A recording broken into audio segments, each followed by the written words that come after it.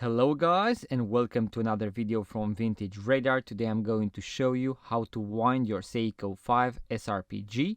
So this will work on all SRPG models. This one features the 4R36 watch movement, which is automatic, but also has the manual wind option. If you are new to the channel, make sure to like the video, subscribe, and also check out our two websites, watchesineurope.com for watch reviews and tutorials, and vintageradar.com for vintage and pre-owned watches.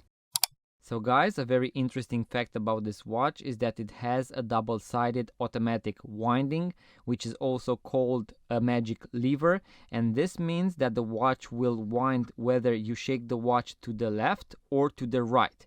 So it will actually wind both ways.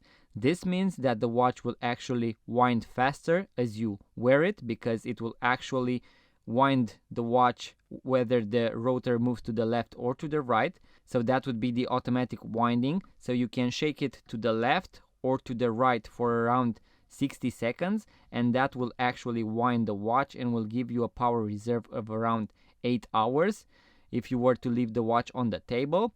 The total power reserve of the watch is 41 hours. If you want to be sure that you reach the maximum winding power reserve, so the 41 hours, you can also manual wind the watch. As I mentioned at the beginning of the video, this watch also features a manual winding option, and this means that you can actually rotate the watch crown to the right, so in a clockwise direction, and that will actually wind the watch. You can also hear it wind.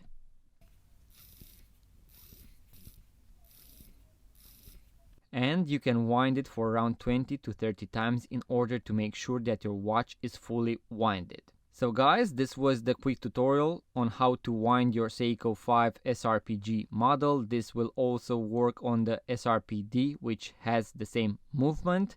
So if you enjoyed this type of videos, guys, make sure to give it a thumbs up, subscribe to our YouTube channel, and also I'm going to see you on the next video.